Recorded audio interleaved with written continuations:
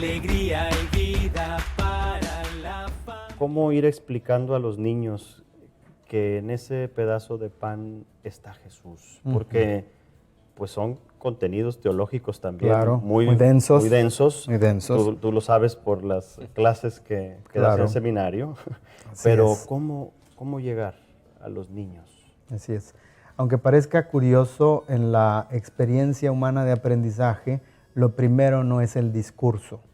Lo primero es la intuición, el contacto directo con realidades, el contacto directo con personas. Entonces,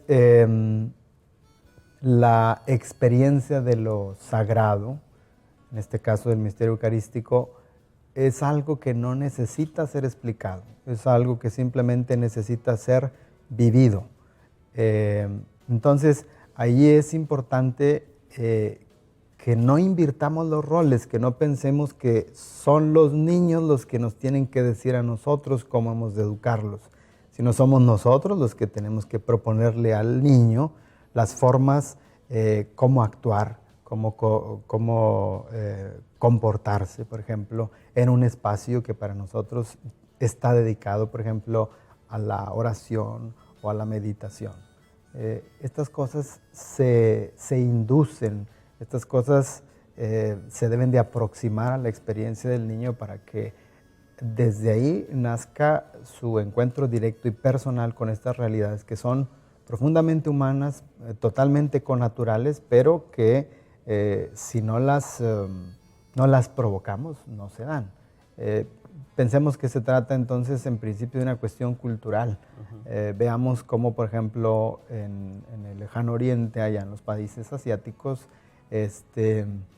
los niños, por ejemplo, más fácilmente pueden entrar en esta experiencia de meditación o de gestos y posturas que incluso son más estéticos, que manifiestan más dominio, más autoequilibrio, etc. Creo que se trata de una cultura que busca integrar por varios caminos los sentidos y la mente. Y en nuestras culturas más extrovertidas hay más dificultad entonces para entender que estas son experiencias que nos complementan. Si es cierto que tenemos un natural así extrovertido, por otro lado, eso no quiere decir que no seamos capaces también, por ejemplo, de oración, de meditación,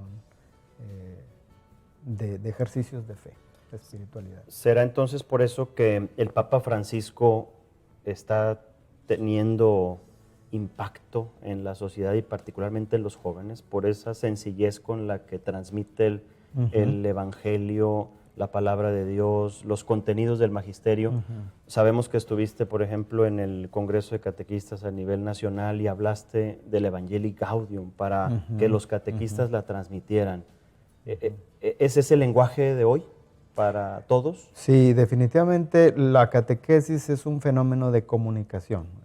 Viéndolo desde el punto de vista meramente, digamos, secular, humano, antropológico, la catequesis es un fenómeno comunicativo. Y en la comunicación, pues volvemos, no cuenta solo el discurso en la comunicación, cuenta también lo que podríamos más ampliamente llamar el lenguaje. No solo la lengua, sino el lenguaje.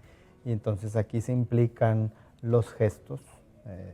Y yo creo que el Papa Francisco, además de lo que ha escrito en la Evangelii Gaudium, él mismo es un buen ejemplo de esta comunicación con gestos, esta comunicación más amplia, más allá del discurso, más allá de las palabras, que además son muy plásticas también, utiliza un lenguaje muy... Con imágenes. Sí, muy plástico. Entonces, más allá de eso, él mismo es una persona de mucho gesto.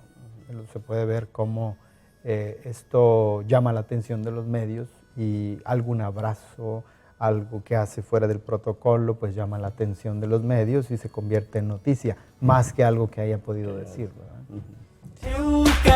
Eucaristía, ofrenda de amor, alegría y vida